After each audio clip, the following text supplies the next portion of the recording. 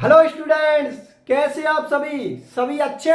तो स्टूडेंट्स, आज से मैं आप लोगों की क्लास 12th की केमिस्ट्री को स्टार्ट कर रहा हूं और क्लास 12th की केमिस्ट्री के अंदर मैं आप लोगों के चैप्टर नंबर 5 को स्टार्ट कर रहा हूं, जिसका नाम है उप सहसंयोजक यौगिक, मतलब कोऑर्डिनेशन कंपाउंड। बच्चों, क्लास 12th की केमिस्ट्री के अंदर जो आप लोगों का चैप्टर नंबर 5 है, जिसका नाम है उप सहसंयोजक यौगिक, इसको मैं सबसे पहले इसलिए करवा रहा हूं क्योंकि आप लोगों की पूरी केमिस्ट्री का जो बेस बनाएगा वो आप लोगों का यही चैप्टर होगा। ये उप सहसंयोजक यौगिक वाला जो आप लोगों का चैप्टर है ना, ये चैप्टर आप लोगों की पूरी केमिस्ट्री का बेस बनाएगा। इसलिए सबसे पहले मैं आप लोगों के इसी चैप्टर को स्टार्ट कर रहा हूं। ठीक है बच्चों, तो देखो, क्लास स्टार्ट करने से पहले मैं चाहता हूं कि जितने भी 11th और 12th के बच्चे हैं वो सभी बच्चे इस YouTube चैनल को सब्सक्राइब कर देना, क्योंकि इस YouTube चैनल पर आप लोगों की क्लास 11th और क्लास 12th की केमिस्ट्री को मैं बिल्कुल कंप्लीट करवाऊंगा। बिल्कुल फ्री क्लासेज होंगी, आप लोगों से कोई भी फीस नहीं ली जाएगी। इसलिए जितने भी बच्चे हैं वो सभी बच्चे इस YouTube चैनल को सब्सक्राइब कर देना। और क्लास लेने के बाद जो आप लोगों को मैं नोट्स दूंगा वो नोट्स मैं आप लोगों के लिए ऐप पर दूंगा। तो जितने भी बच्चे हैं वो सभी प्ले स्टोर से जाकर राम चतुर्वेदी एकेडमी ऐप को डाउनलोड कर लेना, क्योंकि जो आप लोगों को नोट्स और स्टडी मटेरियल दूंगा वो मैं ऐप पर ही दूंगा। ठीक है ना। नोट्स आप लोगों को मैं दोनों मीडियम में दूंगा, हिंदी मीडियम और इंग्लिश मीडियम, दोनों मीडियम में मैं नोट्स दूंगा। तो जितने भी हिंदी मीडियम के बच्चे हैं और इंग्लिश मीडियम के बच्चे हैं वो सभी राम चतुर्वेदी एकेडमी ऐप को डाउनलोड कर लेना। ठीक है बच्चों, अब मैं मेरी क्लास को स्टार्ट करता हूं। तो देखो, मैं आप लोगों के लिए क्लास को बिल्कुल जीरो लेवल से पढ़ाऊंगा, बिल्कुल बेसिक से पढ़ाऊंगा। ठीक है ना, क्योंकि मैं जितने ज्यादा बेसिक से पढ़ाऊंगा हर बच्चे के अच्छी तरीका से समझ में आएगी, उनका हर टॉपिक क्लियर होगा और उनका कॉन्सेप्ट बहुत ज्यादा मजबूत होगा।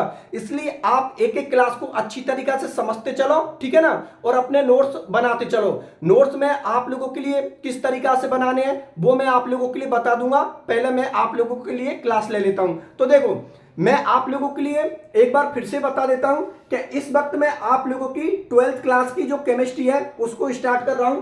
ठीक है ना। और उसमें मैंने आप लोगों के चैप्टर नंबर 5 को स्टार्ट किया है, जिसका नाम है उप सहसंयोजक यौगिक, मतलब कोऑर्डिनेशन कंपाउंड। ठीक है ना। तो सबसे पहले मैं आप लोगों के लिए उप सहसंयोजक यौगिकों की, मतलब कोऑर्डिनेशन कंपाउंड की बिल्कुल बेसिक केमिस्ट्री को बता देता हूं कि आखिरकार उप सहसंयोजक यौगिक या कोऑर्डिनेशन कंपाउंड होते क्या हैं। तो देखो, जो उप सहसंयोजक यौगिक अर्थात जो कोऑर्डिनेशन कंपाउंड होते हैं ना, वो मेटल और लिगेंड की केमिस्ट्री होती है। अब ये मेटल लिगेंड क्या है उनको मैं आप लोगों के लिए बोर्ड पर लिख देता हूं। तो देखो बेटा, ध्यान से समझते चलना।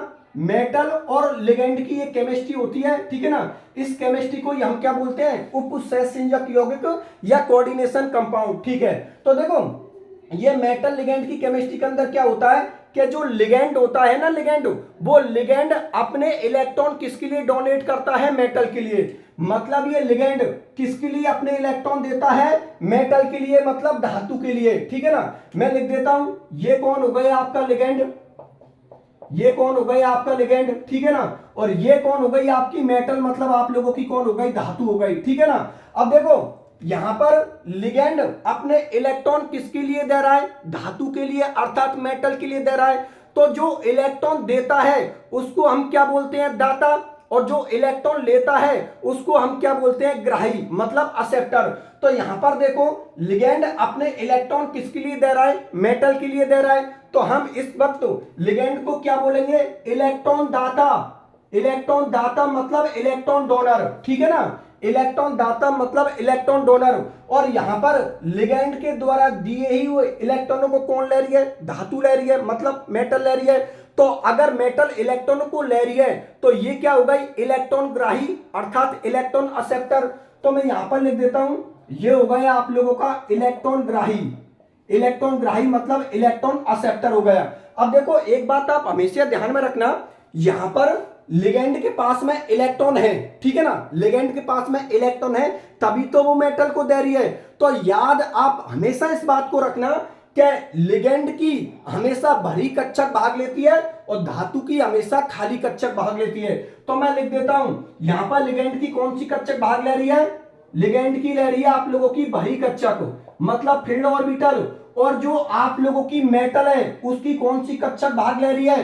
खाली कक्षक मतलब वैकेंट ऑर्बिटल, खाली कक्षक मतलब वैकेंट ऑर्बिटल।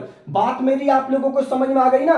अब देखो सुनो ध्यान से कि एक लुईस नाम का साइंटिस्ट था, उसने एक बात बोली थी, उसने ये बात बोली थी कि भाई जो इलेक्ट्रॉनों को देते हैं वो कौन होते हैं? लुईस क्षार, और जो इलेक्ट्रॉनों को लेते हैं वो कौन होते हैं? लुईस अम्ल। एक बार मैं फिर से बता देता हूं, एक लुईस नाम का साइंटिस्ट था, उसने क्या बात बोली थी कि भाई जो इलेक्ट्रॉनों को देते हैं वो कौन होते हैं? क्षार, और जो इलेक्ट्रॉनों को लेते हैं वो कौन होते हैं? अम्ल। ये बात लुईस नाम के साइंटिस्ट ने बोली थी, तो हम इनको क्या बोलते हैं? लुईस अम्ल और लुईस क्षार। तो देखो यहां पर लिगेंड अपने इलेक्ट्रॉनों को दे रहा है, तो देने वाला कौन हो गया? आप लोगों का क्षार हो गया, ठीक है ना? ये बात किसने बोली थी? लुईस ने। तो इसको हम क्या बोल देंगे?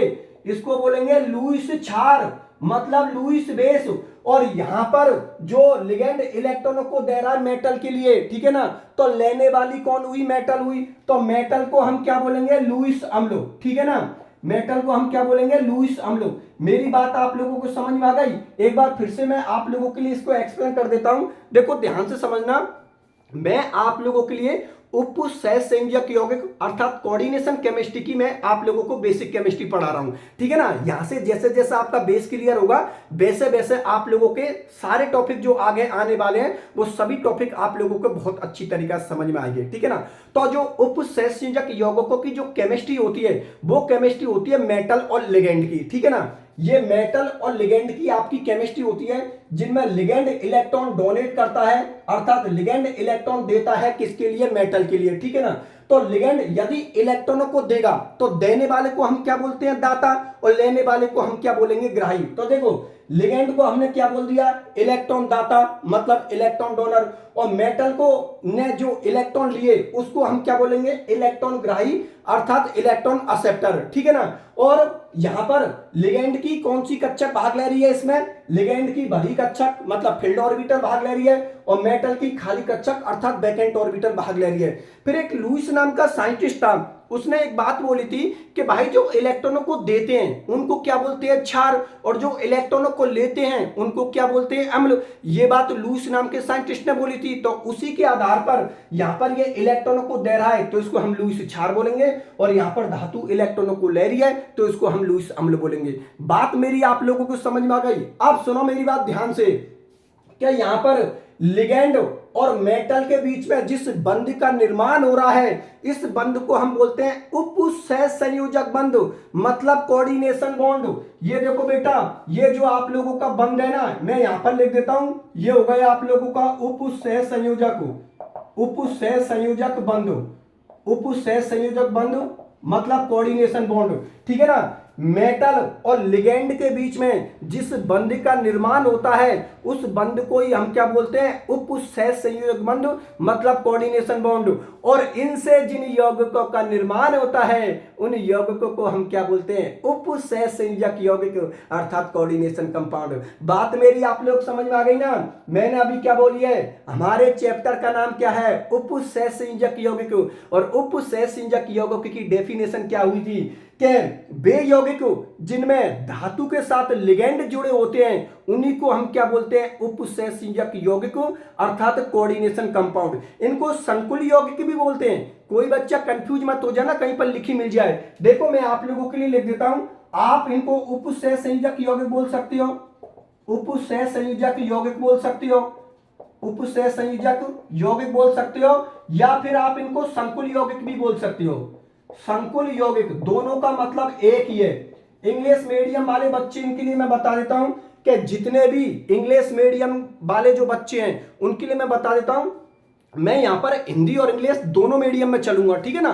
तो मैं हिंदी लिखने के बाद या हिंदी बोलने के बाद मैं आप लोगों के लिए इंग्लिश भी बोलूंगा, तो जितने भी इंग्लिश मीडियम वाले बच्चे हैं वो भी ध्यान से समझ के चल सकते हैं, ठीक है ना? तो देखो यहां पर लिख रही है उप सहसंयोजक यौगिक या संकुल यौगिक, मतलब कोऑर्डिनेशन कंपाउंड या कॉम्प्लेक्स कंपाउंड, इन दोनों का मतलब एक ही है, ठीक है ना? उप सहसंयोजक यौगिकों को ही हम संकुल यौगिक बोलते हैं, अर्थात कोऑर्डिनेशन कंपाउंड को ही हम कॉम्प्लेक्स कंपाउंड बोलते हैं। बात मेरी आप लोगों को समझ में आ गई? तो ये जो आप लोगों की केमिस्ट्री है ना, ये पूरी केमिस्ट्री हो गई आप लोगों की उप सहसंयोजक यौगिक अर्थात कोऑर्डिनेशन कंपाउंड की। ये आप लोगों की बेसिक केमिस्ट्री है। प्रत्येक बच्चे को इसकी बेसिक केमिस्ट्री पता होना चाहिए। अब मैं आप लोगों के लिए दो एग्जाम्पल ले लेता हूं। दो एग्जाम्पल के आधार पर मैं आप लोगों के लिए बता दूंगा कि उपसेचनीय यौगिकों की आप पहचान किस तरीका से करोगे। तो देखो मैं यहां पर एक एग्जाम्पल ले लेता हूं, यहां पर ले लेता हूं। तो देखो मैं यहां पर आप लोगों के लिए एग्जाम्पल नंबर 1 को ले रहा हूं।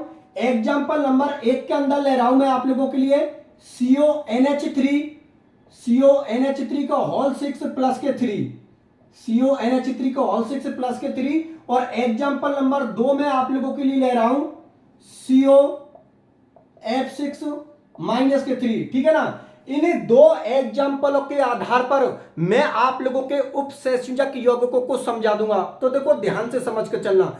सबसे पहले तो मैं आप लोगों के लिए बता देता हूं कि उपसेचक यौगिकों की पहचान क्या होती है। तो देखो बेटा ध्यान से समझना, ये जो आप लोगों का बड़ा कोष्टक होता है ना, ये बड़ा कोष्टक, ये बड़ा कोष्टक उपसेचक यौगिकों की पहचान होती है। ये बड़ा कोष्टक आपको कहीं पर भी देखने को मिल जाए तो आप समझ जाना कि ये उदाहरण किसका है, उपसेचक यौगिकों का।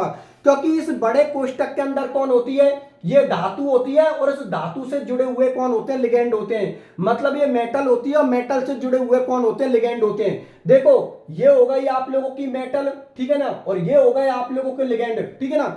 मेटल और लिगेंड की केमिस्ट्री को हम क्या बोलते हैं, उपसेचक यौगिक अर्थात कोऑर्डिनेशन कंपाउंड। बात मेरी आप लोग समझ में आ गई ना। और इसमें जिस बंध का निर्माण होता है उस बंध को हम क्या बोलते हैं, उपसेचक बंध अर्थात कोऑर्डिनेशन बॉन्ड। ये मैंने लिख दिया, ये होता है आप लोगों का उपसेचक बंध अर्थात कोऑर्डिनेशन बॉन्ड। और इनके जो यौगिक होते हैं उन यौगिकों को ही हम क्या बोलते हैं, उपसेचक यौगिक अर्थात कोऑर्डिनेशन कंपाउंड। और इनकी जो केमिस्ट्री होती है उस केमिस्ट्री को हम क्या बोलते हैं, उपसेचक रसायन अर्थात कोऑर्डिनेशन केमिस्ट्री। मेरी बात आप लोग समझ में आ गई ना। मतलब 100 बातन की एक बात यह है कि मेटल और लिगेंड की केमिस्ट्री को ही हम उपसेचक यौगिकों की केमिस्ट्री बोलते हैं। मेरी बात आप लोग समझ में आ गई, चलो ठीक है, बहुत अच्छी बात है। एग्जाम्पल नंबर 2 के अंदर देखिए आप लोग, यहां पर COF6 माइनस के 3, मतलब ये कौन हो गई आप लोगों की मेटल हो गई और ये कौन हो गया आप लोगों का लिगेंड हो गया।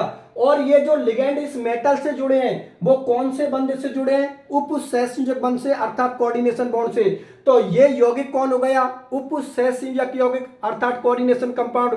और इसकी जो केमिस्ट्री हम पढ़ेंगे उस केमिस्ट्री को हम क्या बोलते हैं, उपसेचक रसायन अर्थात कोऑर्डिनेशन केमिस्ट्री। बात आप लोगों को समझ में आ गई, चलो ठीक है, बहुत अच्छी बात है। तो देखो बच्चों आज की क्लास को तो मैं यहीं तक रखता हूं, क्योंकि आज की क्लास के अंदर मुझे आप लोगों के लिए कोऑर्डिनेशन केमिस्ट्री की बेसिक पढ़ाना था। वो बेसिक मैंने आप लोगों के लिए बता दिया, तो पूरे बेसिक को अच्छी तरीका से क्लियर कर लेना, ठीक है ना। तो आज की क्लास को मैं यहीं तक रखता हूं। अब मैं आप लोगों को पढ़ने का सबसे बेस्ट तरीका बताता हूं कि आप लोगों को पढ़ने का सबसे बेस्ट तरीका क्या है, जिससे कि एक बार अगर हम चीज को पढ़ लें तो उस चीज को हम भूले ना, मतलब वो चीज हमारे दिमाग में लंबे समय तक टिक रहे।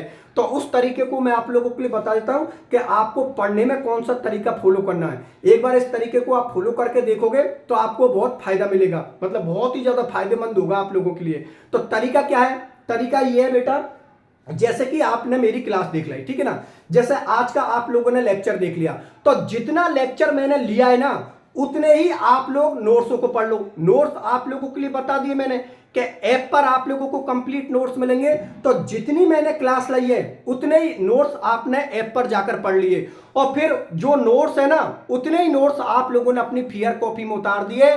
बेटा ये पढ़ने का सबसे बेस्ट तरीका होगा, ठीक है ना। एक बार जो टॉपिक आपने क्लियर कर लिया उसको कभी नहीं भूलोगे।